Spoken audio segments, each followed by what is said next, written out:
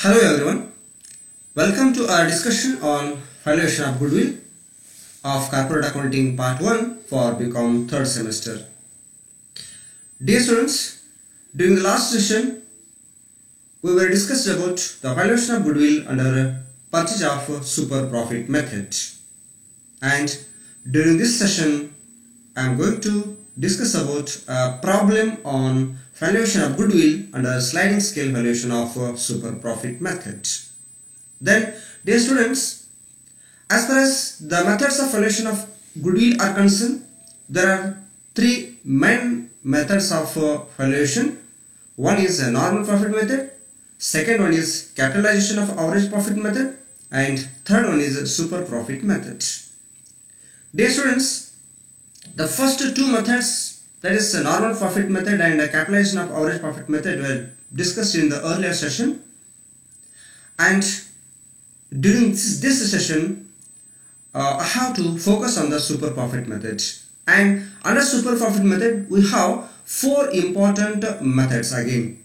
Of that, number one is purchase of super profit method, the second one is sliding scale valuation of super profit method, third one is annuity method of super profit, and the fourth one is capitalization of super profit method. So of these four methods of super profit, we have already studied the first method, that is purchase of super profit method, and even we have worked out a problem also on this method. And during this session we are in discussion for the second method of super profit, that is sliding scale valuation of super profit method.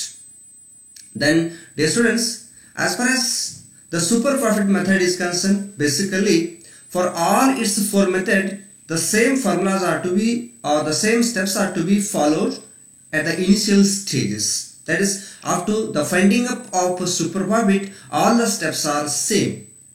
And fundamentally we can say that what is super profit. For that we can just follow a formula as super profit is equal to average profit minus normal profit. Then, dear students, as you have studied in the last session about the super profit, we have two important components here. One is average profit and the second one is a normal profit. Then for this formula we have a need to find out the average profit. Then how to find out the average profit? For that we have a formula as average profit is equal to total profits of past years divided by number of years. And by this we will get average profit, and we will accomplish with the first part of the super profit. And on second part, or the second component for the super profit, there is normal profit. How to get the normal profit? In order to get the normal profit, we have to use a formula here as normal profit is equal to average capital employed multiplied by normal rate of return divided by 100. And by this we will get the normal profit, and by the way we will get the super profit by using the formula here, average profit minus normal profit. And after getting super profit, now we can proceed to get the value of goodwill. And for getting the value of goodwill, we can use a formula here as super profit multiplied by number of years purchased. Right? So based on this background knowledge about the super profit method, now we can move towards the sliding scale valuation of super profit method. ನಾವು ಈಗಾಗಲೇ ಈ ಒಂದು super profit method ನಲ್ಲಿ ಏನೆಲ್ಲ steps ಗಳನ್ನ follow ಮಾಡ್ತೀವಿ ಅನ್ನೋದನ್ನ basic ಆಗಿ ತಿಳ್ಕೊಂಡಿದ್ದೀವಿ. ಹಾಗಾದ್ರೆ sliding scale valuation of super profit method ಅಂದ್ರೆ ಏನು, ಇಲ್ಲಿ ಏನು ನಡೀತದೆ ಅನ್ನೋದನ್ನು ತಿಳ್ಕೊಂಡು ಇದಕ್ಕೆ ಸಂಬಂಧಪಡುವ ಹಾಗೆ ಒಂದು ಪ್ರಾಬ್ಲಮ್ ಅನ್ನ ಇಲ್ಲಿ ವರ್ಕೌಟ್ ಮಾಡೋಣ. Right? Then the sliding scale valuation of a super profit method. In this method, the amount of super profit goes on decreasing year by year, and after a fixed period of time, the super profit disappears. It's an assumption. ಒಂದು assumption ಏನು ಮಾಡ್ಕೊಂಡಿರ್ತಾರೆ ಇಲ್ಲಿ ಕಂಪನಿಗಳಲ್ಲಿ ಅಂತಂದ್ರೆ, sliding scale valuation of super profit method ಪ್ರಕಾರ ನಾವು ಏನಾದರೂ goodwill valuation ಮಾಡಬೇಕಾಗಿತ್ತು ಅಂತಂದ್ರೆ, the super profit amount year by year ಕಡಿಮೆ ಆಗ್ತಾ ಹೋಗ್ತದೆ ಅಂತ ಹೇಳ್ತಾರೆ up to a fixed period of time. ಆಮೇಲೆ ಆ ಒಂದು ಫಿಕ್ಸ್ಡ್ ಪೀರಿಯಡ್ ಆಫ್ ಟೈಮ್ ಮುಗಿತು ಅಂತಂದ್ರೆ ಸೂಪರ್ ಪ್ರಾಫಿಟ್ 0 ಆಗ್ತದೆ ಅಂತ ಹೇಳ್ತಾರೆ. This is what on assumption, and based on this we have to go for the working. And the second assumption here is, it is based on the general theory that if the super profit is higher, it is difficult to maintain it in the future. ನಾವು ಯಾವುದೇ ಕಾರಣಕ್ಕೂ good will calculation ಯಾವ ಕಾರಣಕ್ಕಾಗಿ ಮಾಡ್ತೀವಪ್ಪ ಅಂತಂದ್ರೆ ಫ್ಯೂಚರ್ಗೋಸ್ಕರ ಮಾಡ್ತೀವಿ. ಫ್ಯೂಚರ್ದಲ್ಲಿ ನಮ್ಮ profit ಹೆಚ್ಚಾಗಬಹುದು. ಹಾಗಾದ್ರೆ ಹಾಗೆ ಹೆಚ್ಚಾಗಬಹುದಾಗಿರ್ತಕ್ಕಂತಹ ಒಂದು ಪ್ರಾಫಿಟ್ ಅನ್ನ ಆಧಾರವಾಗಿ ಇಟ್ಕೊಂಡು ನಾವು ಗುಡ್ ವಿಲ್ ವ್ಯಾಲ್ಯೂಯೇಷನ್ ಮಾಡ್ತೀವಿ. ಬಟ್ ಈ sliding scale valuation of super profit method ಪ್ರಕಾರ ನಾವು ಏನು ಅಸಂಪ್ಷನ್ ಮಾಡ್ಕೊಳ್ಬೇಕು ಅಂತಂದ್ರೆ, ಭವಿಷ್ಯದಲ್ಲಿ ನಮ್ಮ ಸೂಪರ್ ಪ್ರಾಫಿಟ್ ಉಳಿಲಿಕ್ಕಿಲ್ಲ ಅಥವಾ ಈಗಿರುವಂತಹ ಲಾಭ ಮುಂದೆ ಬರ್ಲಿಕ್ಕಿಲ್ಲ. ಸೊ ಯಾವಾಗಲೂ ಈ ಒಂದು ಮೆಥಡ್ ಪ್ರಕಾರ ನಾವು good will valuation ಮಾಡ್ಬೇಕಾಗಿತ್ತಂದ್ರೆ conservatism method ಅನ್ನು ಫಾಲೋ ಮಾಡಬೇಕಾಗಿದೆ. ಅಂದ್ರೆ ನಾವು ಸಾಧ್ಯದಷ್ಟು ಮಟ್ಟಿಗೆ ಈ ಒಂದು ಸೂಪರ್ ಪ್ರಾಫಿಟ್ ಕಡಿಮೆ ಆಗ್ತದೆ ಅಂತ ಅನ್ನುವಂತ ಅಂದಾಜು ಇಟ್ಕೊಂಡು ಕ್ಯಾಲ್ಕುಲೇಷನ್ ಮಾಡಬೇಕಾಗಿದೆ. Right. Then it is a grading scale of valuation of good will. ಇಲ್ಲಿ ಗುಡ್ ವಿಲ್ ವ್ಯಾಲ್ಯೂಯೇಷನ್ ಮಾಡಬೇಕಾಗಿತ್ತಂದ್ರೆ ಗ್ರೇಡಿಂಗ್ ಸ್ಕೇಲ್ ಆಧಾರದ ಮೇಲೆ ಮಾಡ್ತಾರೆ ಅಂತ ಹೇಳಿದ್ರೆ, ಶ್ರೇಣಿಯ ಆಧಾರದ ಮೇಲೆ ಗುಡ್ ವಿಲ್ ವ್ಯಾಲ್ಯೂಯೇಷನ್ ನಡೀತದ ಅಂತ ಹೇಳ್ತಾರೆ. ಅದು ಹೇಗಾಗ್ತದೆ ಅನ್ನೋದ್ರ ಮುಂದೆ ನೋಡ್ತೀವಿ ಒಂದು ಪ್ರಾಬ್ಲಮ್ ಮೂಲಕ.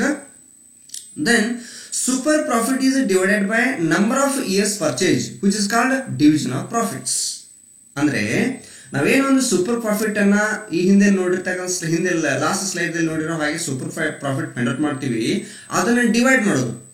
ಯಾವ್ದನ್ನ ಡಿವೈಡ್ ಮಾಡೋದಪ್ಪ ಅಂತಂದ್ರೆ ನಂಬರ್ ಆಫ್ ಇಯರ್ಸ್ ಪರ್ಚೇಸ್ ನಿಂದ ಡಿವೈಡ್ ಮಾಡೋದು. For example number of year purchase years 3 years ಇದೆ ಅಂತ ಅನ್ಕೊಳ್ಳೋಣ. ಹಾಗಾದ್ರೆ ಆ 3 yearsಗೆ ಈ ಒಂದು ಸೂಪರ್ ಪ್ರಾಫಿಟ್ ಅನ್ನ ಡಿವೈಡ್ ಮಾಡೋದು. For example we have super profit of rupees 90,000, 90,000 super profit ಬಂದಿದೆ ಅಂತ ಅನ್ಕೋಣ. ಸೊ ಹಾಗಾದ್ರೆ ಅದನ್ನ ಡಿವೈಡ್ ಮಾಡೋದು. ಡಿವೈಡ್ ಮಾಡಿದಾಗ ಈಕ್ವಲ್ ಆಗಿ ಎಷ್ಟಾಗ್ತದೆ, ಅದು 30,000, 30,000, 30,000 ಈ ತರ 3 ಭಾಗ ಆಗ್ತದೆ. So that is called here is division of profit. ಆ ತರ ಸೂಪರ್ ಪ್ರಾಫಿಟ್ ನ ಡಿವೈಡ್ ಮಾಡ್ಕೊಳ್ಳೋದು. Right. Then each division is multiplied by different number of years, purchasing in descending order from first division. It's very important. So ಇವಾಗ ಏನ್ ಮಾಡೋದು, last line ದಲ್ಲಿ ನೋಡಿದ ಹಾಗೆ ಸೂಪರ್ ಪ್ರಾಫಿಟ್ ಅನ್ನು ಡಿವೈಡ್ ಮಾಡ್ಕೊಂಡಿದೀವಿ. ಆ ಎಕ್ಸಾಂಪಲ್ ದಲ್ಲಿ ನಾವು 30,000 ಪರ್ ಡಿವಿಷನ್ ದಲ್ಲಿ ಇದ್ದದನ್ನು ನೋಡಿದೀವಿ. ಅದನ್ನ number of years purchase in descending order from first division ದಿಂದ ಮಲ್ಟಿಪ್ಲೈ ಮಾಡ್ಕೊಳ್ಳೋದು. ಫಾರ್ ಎಕ್ಸಾಂಪಲ್ ಈಗ ಡಿಸೆಂಡಿಂಗ್ ಆರ್ಡರ್ ದಲ್ಲಿ ಹೆಂಗ್ ಮಾಡ್ಕೊಳ್ಳೋದಪ್ಪ, ಈಗ number of years purchase 3 years ಇದೆ. ಹಾಗಾದ್ರೆ ಫಸ್ಟ್ ಇಯರ್ಗೆ 3 ಅಂತ ಗ್ರೇಡಿಂಗ್ ಕೊಡೋದು, ಸೆಕೆಂಡ್ ಇಯರ್ಗೆ 2 ಅಂತ ಗ್ರೇಡಿಂಗ್ ಕೊಡೋದು, ಆಮೇಲೆ ಥರ್ಡ್ ಇಯರ್ಗೆ 1 ಅಂತ ಹೇಳಿ ಕೊಡೋದು. ಆಮೇಲೆ ಆ 30,000 into 3, 30,000 into 2, 30,000 into 1 ಈ ತರ ಅವನ್ನ ಮಲ್ಟಿಪ್ಲೈ ಮಾಡ್ಬೋದು. ಸೊ ಅವಾಗ ಏನ್ ಬರ್ತದೋ ಅದೇ ಟೋಟಲ್ ಗುಡ್ ವಿಲ್ ಅಂತ ಆಗ್ತದೆ. So this is what as per the sliding scale valuation of super profit method. ಇದನ್ನ ಜಾರು ಶ್ರೇಣಿ ಮೌಲ್ಯಮಾಪನ ಪದ್ಧತಿ ಅಂತ ಕರೀತಾರೆ. ಜಾರು ಶ್ರೇಣಿ ಅಂತಂದ್ರೆ ಇಳಿಮುಖವಾಗಿ ನಾವು ಒಂದು ಶ್ರೇಣೀಕರಣವನ್ನ ಮಾಡಿಕೊಂಡು ಆ ಮೂಲಕ ಒಂದು ಪ್ರಾಡಕ್ಟ್ ಅನ್ನ ಫೈಂಡ್ ಔಟ್ ಮಾಡಿ ಅವಾಗ ಅದಕ್ಕೆ ಏನ್ ಬರ್ತದೋ ಅದನ್ನ ಗುಡ್ ವಿಲ್ ಅಂತ ಹೇಳ್ತಿರ್ತೀವಿ. Right. So it's what a theoretical aspect related to the valuation of good will and sliding scale valuation of super profit method. So now, dear students, come to a problem on the sliding scale of valuation of super profit. So here one problem is given. The net profit of a business after providing for income tax for the past 3 years are rupees 1,40,000, rupees 1,60,000 and rupees 1,50,000 respectively. So ಮೊದಲನೇ ವರ್ಷ, ಎರಡನೇ ವರ್ಷ ಮತ್ತು ಮೂರನೇ ವರ್ಷ ಇಲ್ಲಿ ಲಾಭಗಳನ್ನ ಈ ತರ ಕೊಟ್ಟಿದ್ದಾರೆ. Right. So the average capital employed in the business is rupees 9 lakh ಅಂತ ಹೇಳ್ತಾರೆ. average capital employed business ನೊಳಗೆ 9 lakh ಇದೆ ಅಂತ ಹೇಳ್ತಾರೆ. Then the normal rate of return expected in this type of business is 10%. So normal rate of return ಬಗ್ಗೆ ಇವುಗಳ ಬಗ್ಗೆ ನಾನು ಲಾಸ್ಟ್ ಒಂದು ಅವಧಿಯಲ್ಲಿ ಚರ್ಚೆ ಮಾಡಿದ್ದೀನಿ. ಸೊ ಈ ನಾರ್ಮಲ್ ರೇಟ್ ಆಫ್ ರಿಟರ್ನ್ 10% ಕೊಟ್ಟಿದ್ದಾರೆ. It is also expected that the company will be able to maintain its super profits for the next 3 years. So ಏನು ಹೇಳ್ತಾ ಇದ್ದಾರೆ, ಸೂಪರ್ ಪ್ರಾಫಿಟ್ ಅನ್ನ ನೆಕ್ಸ್ಟ್ 3 ಇಯರ್ ವರೆಗೆ ಸೇಮ್ ಯಥಾ ಪ್ರಕಾರ ಮೇಂಟೈನ್ ಮಾಡ್ತಾರೆ ಅಂತ ಹೇಳ್ತಾ ಇದ್ದಾರೆ. Then based on these information, calculate the value of goodwill on the basis of number 1 and number 2. goodwill valuation ಮಾಡಕ್ಕೆ ಎರಡು ರೀತಿಯಾಗಿರ್ತಕ್ಕಂಥ ಮೆಥಡ್ ಅಲ್ಲಿ goodwill valuation ಮಾಡಕ್ಕೆ ಹೇಳಿದ್ದಾರೆ. ಅದರಲ್ಲಿ ಒಂದು 3 years purchase of super profit under purchase of super profit method, and the second one is dividing the super profit into 3 divisions and multiplying each of them by 3, 2, 1 respectively under sliding scale valuation method. So dear students, this is what the information. So ಈ ಕೊಟ್ಟಿರ್ತಕ್ಕಂಥ information ಆಧಾರದ ಮೇಲೆ ನಾವು goodwill ಅನ್ನ valuation ಮಾಡಬೇಕು. ಆ goodwill ಅನ್ನ valuation ಮಾಡಬೇಕಾಯ್ತಂದ್ರೆ ಎರಡು ಪದ್ಧತಿ ಒಳಗೆ ವ್ಯಾಲ್ಯೂಯೇಷನ್ ಮಾಡ್ರಿ ಅಂತ ಹೇಳಿದ್ದಾರೆ. So very interesting. ಒಂದು purchase of super profit method ನೊಳಗ, ಎರಡನೇದು sliding scale valuation of super profit ಮೇಲೆ. ಅಂದ್ರೆ ನಾವು ಈ ಟಾಪಿಕ್ ಮೇಲೆ ಏನ್ ಚರ್ಚೆ ಮಾಡ್ತಾ ಇದೀವಲ್ಲ ಅದು ಎರಡನೇ ಪದ್ಧತಿ, ಮತ್ತು ಲಾಸ್ಟ್ ಅವಧಿಯಲ್ಲಿ ಏನು ಚರ್ಚೆ ಮಾಡಿದೀವಿ ಅದು ಫಸ್ಟ್ ಮೆಥಡ್ ಅಂತ ಅವ್ರು ಏನ್ ಕೇಳಿದಾರೆ ಅದು purchase of super profit method ಅಂತೇಳಿ. ಅಂದ್ರೆ ನಮಗೆ ಎರಡನ್ನೂ ಕಂಪೇರ್ ಮಾಡಕ್ ಅನುಕೂಲ ಆಗ್ತದೆ ಅನ್ನುವಂಥ ಕಾರಣದಿಂದಾಗಿ ನಾನು ಈ ಒಂದು ಪ್ರಾಬ್ಲಮ್ ನ ಇಲ್ಲಿ ಅಡಾಪ್ಟ್ ಮಾಡ್ಕೊಂಡಿದ್ದೀನಿ. ಅಂದ್ರೆ ಪರ್ಚೇಸ್ ಆಫ್ ಸೂಪರ್ ಪ್ರಾಫಿಟ್ ಮೆಥಡ್ಗೂ ಮತ್ತು sliding scale valuation of super profit ಮೆಥಡ್ಗೂ ಏನ್ ಡಿಫರೆನ್ಸ್ ಕಂಡು ಬರ್ತದೆ ವ್ಯಾಲ್ಯೂಯೇಷನ್ ಮಾಡುವಂತ ಸಂದರ್ಭದಲ್ಲಿ. ನೀವು ಪ್ರಾಕ್ಟಿಕಲ್ ಆಗಿ ಪ್ರಾಬ್ಲಮ್ ಸಾಲ್ವ್ ಮಾಡಬೇಕಾದಾಗ ಯಾವ ತರ ವೇರಿಯೇಷನ್ ಬರ್ತದೆ, ಏನ್ ಸಿಮಿಲಾರಿಟಿ ಇವೆ ಅನ್ನೋದು ನಿಮ್ಗೆ ಗೊತ್ತಾಗ್ಲಿ ಅಂತೇಳಿ ನಾನು ಈ ರೀತಿಯಾಗಿರ್ತಕ್ಕಂಥ ಒಂದು ಪ್ರಾಬ್ಲಮ್ ಅನ್ನ ಇಲ್ಲಿ ಅಡಾಪ್ಟ್ ಮಾಡ್ಕೊಂಡಿದ್ದೀನಿ. ಸೊ ಹಾಗಾದ್ರೆ ನೋಡೋಣ ಇವನ್ನ ಹೆಂಗ್ ವ್ಯಾಲ್ಯೂಯೇಷನ್ ಮಾಡ್ಬೇಕಂತೇಳಿ.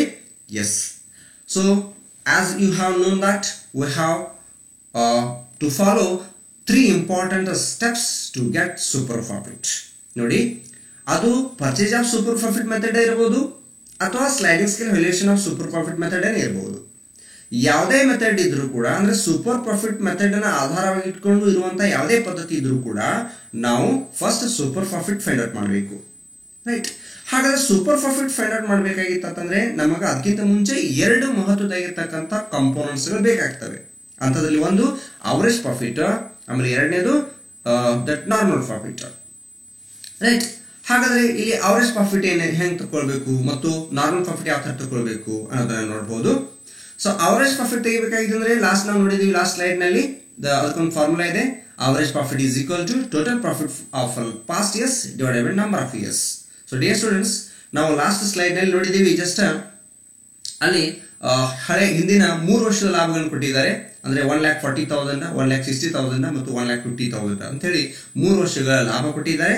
ಈ 3 ವರ್ಷಗಳ ಲಾಭನ ನಾವು ಇಲ್ಲಿ ತಗೊಳ್ತಾ ಇದೀವಿ. That is 1,40,000 plus 1,60,000 plus 1,50,000. So divided by 3 years. So number of year 3 ಇವೆ, ಹೀಗಾಗಿ 3 ಇಯರ್ಸ್ ಅಂತ ತಗೊಳ್ತೀವಿ. Then average profit here is equal to 1,50,000. 1,50,000 ನಮಗೆ ಅವರೇಜ್ ಪ್ರಾಫಿಟ್ ಬಂತು, ರೈಟ್? ಸೊ ಈಗ ನಮ್ಗೆ ಸೂಪರ್ ಪ್ರಾಫಿಟ್ ಬೇಕಾಗಿರ್ತಕ್ಕಂಥ ಒಂದು ಭಾಗ ಮುಗಿತು, ಅಂದ್ರೆ ಅವರೇಜ್ ಪ್ರಾಫಿಟ್ ಸಿಕ್ಕಿತು. ಈಗ ಏನ್ ಮಾಡ್ಬೇಕು? ಎರಡನೇ ಪಾರ್ಟ್ ಏನು? Normal profit. ನಾರ್ಮಲ್ ಪ್ರಾಫಿಟ್ ಅನ್ನ ಸ್ಟೆಪ್ ನಂಬರ್ 2 ಪ್ರಕಾರ ಕ್ಯಾಲ್ಕುಲೇಟ್ ಮಾಡ್ತೀವಿ. So here the normal profit ಗೋಸ್ಕರ ನಾವು ಯೂಸ್ ಮಾಡುವಂತ ಫಾರ್ಮುಲಾ ನೋಡಿ. Normal profit is equal to average capital employed into normal rate of return divided by 100, right? So ಹಾಗಾದ್ರೆ average capital employed ಪ್ರಾಬ್ಲಮ್ಗಳು ಕೊಟ್ಟಿದ್ದಾರೆ ಏನು ನೋಡ್ಬೇಕು ನಾವು ಫಸ್ಟ್, ರೈಟ್? ಸೊ ಕೊಟ್ಟಿದ್ದಾರೆ ಪ್ರಾಬ್ಲಮ್ ನೋಡಿ. ಇಲ್ಲಿ here the average capital employed in the business is rupees 9 lakh ಅಂತ ಹೇಳಿದ್ದಾರೆ. ಹಾಗಾದ್ರೆ ಆ 9 lakh ಅನ್ನ ನಾವಿಲ್ಲಿ ತಗೋಬೇಕು. Then into normal rate of return. So ಹಾಗಾದ್ರೆ ನಾರ್ಮಲ್ ರೇಟ್ ಆಫ್ ರಿಟರ್ನ್ ಕೂಡ ಪ್ರಾಬ್ಲಮ್ ಇಲ್ಲಿ ಕೊಟ್ಟಿದ್ದಾರೆ. Here they were given the normal rate of return expected in this type of business is 10% ಅಂತ ಹೇಳಿದ್ದಾರೆ. So same is to be taken here 10%. So here 10/100. Then normal profit is equal to 9 lakh into 10%, which is equal to rupees 90,000, 90,000 ಅಂತ ಬಂತು, right? So ಇವು 2 ಕಂಪೋನೆಂಟ್ಗಳು, ಅಂದ್ರೆ ಈ ನಮಗೆ average profit ಮತ್ತು normal profit 2 ಬೇಕಾಗಿದ್ದು, ಎರಡನ್ನು ನಾವು ಇಲ್ಲಿ ಕ್ಯಾಲ್ಕುಲೇಟ್ ಮಾಡಿದ್ವಿ ಸ್ಟೆಪ್ ನಂಬರ್ 1 ಮತ್ತು ಸ್ಟೆಪ್ ನಂಬರ್ 2 ಪ್ರಕಾರ. Then we have 1,50,000 as average profit and normal profit rupees 90,000, and the difference, which is rupees 60,000, is called as a super profit in this case, right? So ಈಗ ಬಹಳಷ್ಟು ಮಹತ್ವದಾಗಿರ್ತಕ್ಕಂತಹ ಒಂದು part ಅನ್ನು ನಾವು ಇಲ್ಲಿ find out ಮಾಡಿದ್ವಿ, that is super profit ಅನ್ನುವಂಥದ್ದು. ಇದನ್ನ ಆಧಾರವಾಗಿ ಇಟ್ಕೊಂಡು ನಾವೀಗ ಗುಡ್ವಿಲ್ ವ್ಯಾಲ್ಯೂಯೇಷನ್ ಮಾಡಬೇಕು. ಗುಡ್ವಿಲ್ ವ್ಯಾಲ್ಯೂಯೇಷನ್ ಮಾಡಬೇಕಾಗಿತ್ತು ಅಂದ್ರೆ 2 ಪದ್ಧತಿಯೊಳಗೆ ವ್ಯಾಲ್ಯೂಯೇಷನ್ ಮಾಡ್ರಿ ಅಂತ ಹೇಳಿದ್ದಾರೆ. ಫಸ್ಟ್ ಏನ್ ಹೇಳಿದ್ದಾರೆ ಅಂದ್ರೆ ಪರ್ಚೇಸ್ ಆಫ್ ಸೂಪರ್ ಪ್ರಾಫಿಟ್ ಮಾಡ್ರಿ ಅಂತ ಹೇಳ್ತಾರೆ. So purchase of super profit ಮಾಡಬೇಕಾದ್ರೆ ಬಹಳ ಸಿಂಪಲ್ ಆಗ್ತದೆ ನಮಗೆ. So goodwill is equal to super profit into number of years purchase ಅಂತ ತಗೊಂಡ್ಬಿಡ್ತೀವಿ.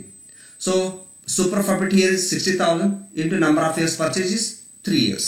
So 60,000 into 3 years, which is equal to 1,80,000. 1,80,000 ಆಯಿತು. Okay. So goodwill as per purchase of super profit method ಪ್ರಕಾರ ನಮಗೆ 1,80,000 ಸಿಕ್ತು. ಹಾಗಾದ್ರೆ ಇದು ಈ ಪದ್ಧತಿ ಪ್ರಕಾರ ನೀವು ಲಾಸ್ಟ್ ಸೆಷನ್ ನಲ್ಲಿ ತಿಳ್ಕೊಂಡಿದ್ದೀರಿ. ಬಟ್ ನಿಮಗೆ ಹೊಸದೇನು ಅಂತಂದ್ರೆ ಈ ಸ್ಲೈಡಿಂಗ್ ಸ್ಕೇಲ್ ವ್ಯಾಲ್ಯೂಯೇಷನ್ ಮೆಥಡ್ ಪ್ರಕಾರ ಗುಡ್ವಿಲ್ ಕ್ಯಾಲ್ಕುಲೇಷನ್ ಮಾಡೋದು ಹೊಸದು ನಿಮಗೆ. ಹಾಗಾದ್ರೆ ಈಗ ನಾವು ಈ ಒಂದು ಸ್ಲೈಡಿಂಗ್ ಸ್ಕೇಲ್ ವ್ಯಾಲ್ಯೂಯೇಷನ್ ಮೆಥಡ್ ಪ್ರಕಾರ ಕ್ಯಾಲ್ಕುಲೇಟ್ ಮಾಡೋಣ. ಸೊ ಹಿಯರ್ ಇಲ್ಲಿ ಕ್ಯಾಲ್ಕುಲೇಷನ್ ಮಾಡೋಕೆ ನಮಗೆ ಬೇಕಾಗಿದೆಯೋ first of all super profit. So as per step number 3, ಅಂದ್ರೆ ನಾವು ಲಾಸ್ಟ್ ಸ್ಲೈಡ್ ನಲ್ಲಿ ಸ್ಟೆಪ್ ನಂಬರ್ 3 ತಗೊಂಡಿದ್ದೀವಿ. ಇಲ್ಲಿ 60,000 ಅಂತ ಸೂಪರ್ ಪ್ರಾಫಿಟ್ ಬಂದಿತ್ತು. ಆ ಸೂಪರ್ ಪ್ರಾಫಿಟ್ ಅನ್ನ ನಾವು ಇಲ್ಲಿ ತಗೋತಾ ಇದೀವಿ. This is super profit 60,000. And ಈಗ number of divisions are 3. So ನಮಗೆ ಪ್ರಾಬ್ಲಮ್ ಹೇಳಿದ್ದಾರೆ ಎಷ್ಟು ನಂಬರ್ ಆಫ್ ಡಿವಿಷನ್ಸ್ ಮಾಡಬೇಕು ಅಂತ ಹೇಳಿ. ಸೊ ಈಗ ಹೇಳಿದಾರೆ ನೋಡಿ, dividing the super profit into 3 divisions ಅಂತ ಹೇಳ್ತಾರೆ. ಹಾಗಾದ್ರೆ ನಾವು 3 ಡಿವಿಷನ್ಸ್ ಗಳನ್ನ ಇಲ್ಲಿ ಮಾಡ್ಕೊಂಡಿದ್ದೀವಿ. ಈ 3 ಡಿವಿಷನ್ಸ್ಗಳನ್ನ ಮಾಡಿದ ಮೇಲೆ ಅಂದರೆ ಈ 60,000 ಅನ್ನ 3 ಡಿವಿಷನ್ಗಳಾಗಿ ಮಾಡ್ತೀವಿ. Then will get 20,000 each. 20,000 ಹಾಗೆ 3 ಡಿವಿಷನ್ಗಳಾಗ್ತವೆ. ದೆನ್ ಇದನ್ನ ಆಧಾರವಾಗಿ ಇಟ್ಕೊಂಡು ನಾವು ಗುಡ್ ವಿಲ್ ಅನ್ನ ಕ್ಯಾಲ್ಕುಲೇಷನ್ ಮಾಡಬೇಕು. ಸೊ ಹಾಗಾದ್ರೆ ನಾವು ಈ ತರ ಒಂದು ಸಣ್ಣ ಟೇಬಲ್ ಹಾಕೊಳ್ಬೇಕು. ದಟ್ ಇಸ್ ಡಿವಿಷನ್ಗೋಸ್ಕರ ಒಂದು, ಎರಡನೇ ಕಾಲಮ್ ಸೂಪರ್ ಪ್ರಾಫಿಟ್ ಸಲುವಾಗಿ, ದೆನ್ ಮೂರನೇ column number of pairs purchase ಸಲುವಾಗಿ ಅಂದ್ರೆ ಗ್ರೇಡ್ ಸಲುವಾಗಿ ಅಂತ ಹೇಳ್ಬೋದು ಇದನ್ನ. ದೆನ್ ನಾಲ್ಕನೇ ಕಾಲಮ್ ಗುಡ್ ವಿಲ್ ಸಲುವಾಗಿ. ಹಾಗಾದ್ರೆ ಡಿವಿಷನ್ಸ್ ಫಸ್ಟ್, ಸೆಕೆಂಡ್, ಥರ್ಡ್ ಅಂದ್ರೆ 3 ಡಿವಿಷನ್ಗಳು ಮಾಡಿದೀವಿ. First division, second division, third division ಮಾಡ್ಕೊಳ್ತೀವಿ. ದೆನ್ ಎರಡನೇ ಕಾಲಮಲ್ಲಿ ಸೂಪರ್ ಪ್ರಾಫಿಟ್ ಗಳನ್ನು ತಗೊಳ್ಳೋದು, ಅಂದ್ರೆ ಡಿವೈಡ್ ಮಾಡಿರುವಂತಹ ಸೂಪರ್ ಪ್ರಾಫಿಟ್ ಗಳನ್ನು ತಗೊಳ್ಳೋದು. ಅಂದ್ರೆ ಸೂಪರ್ ಪ್ರಾಫಿಟ್ ಅನ್ನ 3 ಡಿವಿಷನ್ಗಳು ಮಾಡಿದೀವಲ್ಲ. ಸೊ ಇಲ್ಲಿ ಈ ತರ 20,000, 20,000 ಮತ್ತು 20,000 ಅಂತ ಇವುಗಳನ್ನ ದಟ್ ಕ್ಲಾಸಿಫೈ ಮಾಡ್ಕೊಂಡು ಅವುಗಳನ್ನ ಈ ಒಂದು ಸಂಬಂಧಪಟ್ಟ ಕಾಲಮ್ ತಗೊಳ್ಬೇಕು. ದೆನ್ ಈಗ ಅತ್ಯಂತ ಮಹತ್ವದಾಗಿರ್ತಕ್ಕಂಥ column number of years purchase grades ಅನ್ನುವಂಥದ್ದು. ಇದು ಡಿಸೆಂಡಿಂಗ್ ಆರ್ಡರ್ ದಲ್ಲಿನೇ ತಗೊಳ್ಬೇಕಾಗ್ತದೆ. ಇಲ್ಲಿ ಸ್ಲೈಡಿಂಗ್ ಸ್ಕೇಲ್ ವ್ಯಾಲ್ಯೂಯೇಷನ್ ಮೆಥಡ್ ಇರೋದ್ರಿಂದ, ಅಂದ್ರೆ ಜಾರು ಪ್ರಮಾಣದಲ್ಲಿ ನಾವು ಅಥವಾ ಚಲ ಪ್ರಮಾಣದಲ್ಲಿ ನಾವು ಈ ರೀತಿಯಾಗಿರ್ತಕ್ಕಂಥ ಮೌಲ್ಯಮಾಪನ ಮಾಡ್ತಾ ಇರೋದ್ರಿಂದ ನಮಗೆ ಈ ಒಂದು ನಂಬರ್ ಆಫ್ ಇಯರ್ಸ್ ಪರ್ಚೇಸ್ಗಳನ್ನ ಡಿಸೆಂಡಿಂಗ್ ಆರ್ಡರ್ ಅಲ್ಲಿ ತಗೊಳ್ತಾ ಹೋಗ್ಬೇಕು. ಫಸ್ಟ್ ಇಯರ್ ಹೈಯರ್ ಇರ್ತದೆ, ಸೆಕೆಂಡ್ ಇಯರ್ ಅದಕ್ಕಿಂತ ಕಡಿಮೆ ಆಗ್ತದೆ, ಮತ್ತು ಥರ್ಡ್ ಇಯರ್ ದಲ್ಲಿ ಅದಕ್ಕಿಂತ ಕಡಿಮೆ ಆಗ್ತದೆ. ಸೊ ಈ ತರ ನಾವು ನಂಬರ್ ಆಫ್ ಇಯರ್ಸ್ ಪರ್ಚೇಸ್ ತಗೊಳ್ಬೇಕು. ದೆನ್ ಇವಾಗ ಗುಡ್ ವಿಲ್ ಕ್ಯಾಲ್ಕುಲೇಟ್ ಮಾಡಬೇಕು. ಗುಡ್ ವಿಲ್ ಕ್ಯಾಲ್ಕುಲೇಟ್ ಮಾಡಬೇಕಾದ್ರೆ super profit into number of year purchase ಅಂತ ಹೇಳಿದ್ರೆ ಇವನು ಮಲ್ಟಿಪ್ಲೈ ಮಾಡ್ಕೊಳ್ಬೇಕು. ದೆನ್ ಹಿಯರ್ 20,000 ಫಸ್ಟ್ ಇಯರ್ ಇದೆ, 3 ನಂಬರ್ ಆಫ್ ಇಯರ್ಸ್ ಪರ್ಚೇಸ್ ಇದೆ, ಟೋಟಲಿ 60,000. ದೆನ್ ಎರಡನೇ ವರ್ಷ 20,000 into 2 number of year purchase, then result is 40,000. The third year 20,000 super profit ಇದೆ, then here number of year purchase 1 ಇದೆ, goodwill amount 20,000 ಆಯಿತು. ಈಗ ಈ goodwill ಕಾಲಮಲ್ಲಿ ಬಂದಿರುವಂತಹ 3 ಐಟಮ್ಸ್ ಅಮೌಂಟ್ ಗಳನ್ನು ಟೋಟಲ್ ಮಾಡ್ಕೊಳ್ಳೋದು, ಸಮ್ ಅಪ್ ಮಾಡ್ಕೊಳ್ಳೋದು. then we will get 1,20,000 which is called here as a total goodwill. ಆಯ್ತಾ? ಈ ರೀತಿಯಾಗಿ ನಾವು ಈ ಒಂದು sliding scale valuation of super profit method ಪ್ರಕಾರ ಗುಡ್ ವಿಲ್ ಅನ್ನ ವ್ಯಾಲ್ಯೂಯೇಷನ್ ಮಾಡಬೇಕು. ಸೊ ಅಂತದ್ದೇನು ಕ್ಲಿಷ್ಟತೆ ಇದರಲ್ಲಿಲ್ಲ. ಸಿಂಪಲ್ ಆಗಿ ಏನ್ ಮಾಡೋದು, ನಾವು ಎಲ್ಲಾ ಪದ್ಧತಿಗಳಲ್ಲಿ ಮಾಡಿದ ಹಾಗೆ ಸೂಪರ್ ಪ್ರಾಫಿಟ್ ಮೊದಲು ಫೈಂಡ್ ಔಟ್ ಮಾಡೋದು. ಅಂದ್ರೆ ಸೂಪರ್ ಪ್ರಾಫಿಟ್ ಕ್ಯಾಲ್ಕುಲೇಟ್ ಮಾಡಬೇಕಾದ್ರೆ ನಮಗೆ ಏನ್ ಬೇಕು, ಮೊದಲ ಅವರೇಜ್ ಪ್ರಾಫಿಟ್ ಬೇಕು, ಎರಡನೇದು ನಾರ್ಮಲ್ ಪ್ರಾಫಿಟ್ ಬೇಕು. ಅವುಗಳನ್ನ ಫಸ್ಟ್ ಸ್ಟೆಪ್, ಸೆಕೆಂಡ್ ಸ್ಟೆಪ್ ಪ್ರಕಾರ ಕ್ಯಾಲ್ಕುಲೇಟ್ ಮಾಡ್ತೀವಿ. ಅವು ಎರಡು ಸಿಕ್ಕ ಮೇಲೆ ಥರ್ಡ್ ಸ್ಟೆಪ್ ನಲ್ಲಿ ಸೂಪರ್ ಪ್ರಾಫಿಟ್ ಕ್ಯಾಲ್ಕುಲೇಟ್ ಮಾಡ್ಕೊಳ್ತೀವಿ. ಸೂಪರ್ ಪ್ರಾಫಿಟ್ ಏನ್ ಬರ್ತದಲ್ಲ ಅದನ್ನ ಏನ್ ಮಾಡೋದು, ಈಗ ಸ್ಲೈಡಿಂಗ್ ಸ್ಕೇಲ್ ವ್ಯಾಲ್ಯೂಯೇಷನ್ ಒಳಗ ಅವ್ರು ಎಷ್ಟು ನಂಬರ್ ಆಫ್ ಇಯರ್ಸ್ ಪರ್ಚೇಸ್ ಮಾಡ ಅಂತ ಹೇಳ್ತಾ ಇದಾರೆ ಅದನ್ನ ನೋಡ್ಬೋದು. ಸೊ 3 ಇಯರ್ಸ್ ಅಂದ್ರೆ ಡಿವೈಡೆಡ್ ಬೈ ಸೂಪರ್ ಪ್ರಾಫಿಟ್ ಗೆ ಡಿವೈಡೆಡ್ ಬೈ 3 ಅಂತ ಮಾಡೋದು. 4 ಇಯರ್ಸ್ ಪರ್ಚೇಸ್ ಅಂದ್ರೆ ಅವಾಗ ಸೂಪರ್ ಪ್ರಾಫಿಟ್ ಗೆ ಡಿವೈಡೆಡ್ ಬೈ 4 ಅಂತ ಮಾಡ್ಕೊಳ್ಳೋದು. ಈ ತರ ಅವುಗಳನ್ನ ಡಿವಿಷನ್ ಮಾಡ್ಕೊಳ್ಳೋದು. ಮತ್ತು ಅವುಗಳನ್ನ ಡಿವಿಷನ್ ಮಾಡ್ಕೊಂಡು ಅವಕ್ಕೆ number of years purchase descending order ಒಳಗಡೆ ಮಲ್ಟಿಪ್ಲೈ ಮಾಡ್ಕೊಳ್ತಾ ಅಮೌಂಟ್ ಏನ್ ಬರ್ತದೋ ಅದೇ ಗುಡ್ ವಿಲ್ ನ ಟೋಟಲ್ ಗಳು ಆಗ್ತಿರ್ತವೆ. ಸೊ ಈ ರೀತಿಯಾಗಿ ನಾವು ಗುಡ್ ವಿಲ್ ಅನ್ನ ಈ ಒಂದು ಸ್ಲೈಡಿಂಗ್ ಸ್ಕೇಲ್ ವ್ಯಾಲ್ಯೂಯೇಷನ್ ಮೆಥಡ್ ಪ್ರಕಾರ ಕ್ಯಾಲ್ಕುಲೇಟ್ ಮಾಡಬಹುದಾಗಿರುತ್ತದೆ. Then dear students, throughout this session we have discussed about a problem on valuation of goodwill under purchase of super profit method as well as sliding scale valuation of super profit methods. And in the next session we will discuss about another important method of valuation of super profit method, that is annuity method of super profit method. And these are my references. You can go through these. Thank you.